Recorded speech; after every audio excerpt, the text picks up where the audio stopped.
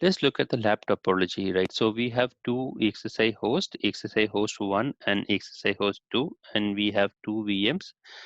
The first VM is S1 and second VM is known as S2. The objective here is to enable the communication between S1 and S2. So they resides in different hosts. So we need to have an overlay transport zone for them to communicate to each other, and it will be basically using GNU tunnel for the connectivity, right? So let's look at the servers. So we have server 1 and server 2. So I had just configured the IP address in the server. So if I try to even ping the gateway, it will not be able to ping because the NSXT fabric is still not configured, right?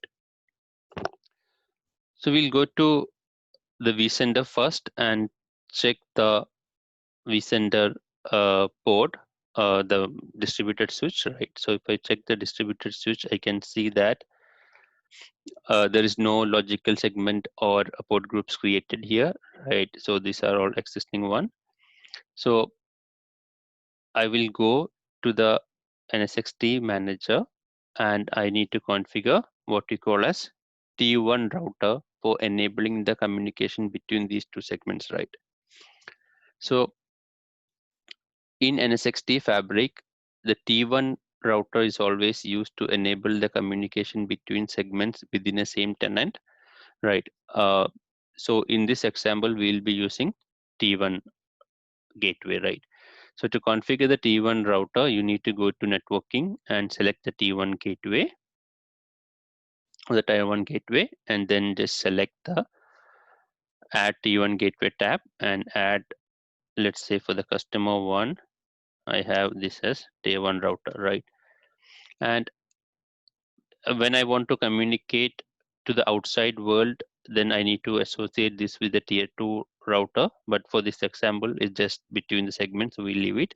And if I have any NAT services, then I need to attach the edge cluster here, right? But for this example, I'm not using any NAT, so I'll just skip that and we will just save the configuration, right? So I just created a tier 1 router and make sure the status is success. So the moment you create a tier 1 router, then you can go and assign segments, right? So you go to the segment tab and create the segment. So in our example, we have two segments. So the first one is known as segment 1, dash 1, and this is associated with the router that we created, right? The T1 router. So I associated with T1 router, and we need an overlay communication because these are part of different hosts. So I will enable an overlay VLAN, right? An overlay transport zone and assign the gateway. So the first VM will have a gateway of 1. So the VM IP address is .2 and the gateway will be .1, right? And I will go and save this.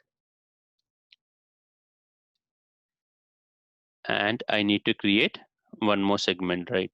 So that will be my segment 2, segment -2, and I associate it with the same router, so it will act as a another interface of the T1 router, right? And associate the train transport zone because I need GNU tunnel from both the hosts, and I will need to assign the gateway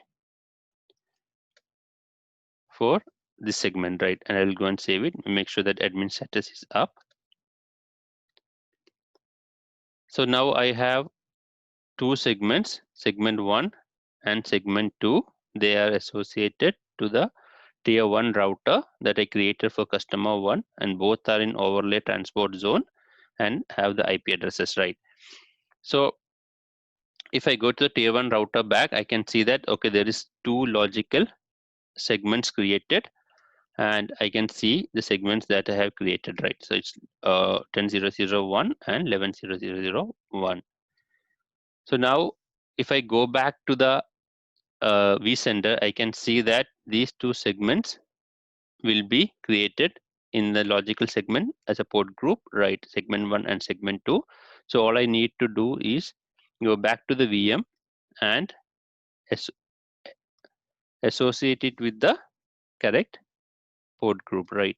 So I will add the port group segment 1 for the server 1 because server 1 is in 10 dot range, and I will associate segment 2 to the server 2, right? Because it's in 11 dot range. So I'll just associate it. And now if I go back to the server and if I try to ping the gateway, I'm able to ping the gateway, and I should be able to ping the other server which is an IP address of 10.0.0.2. So, and I will be able to ping from the other side also. So if I try to ping 11.0.0.2, I should be able to ping, and this is how you basically establish the connectivity, right?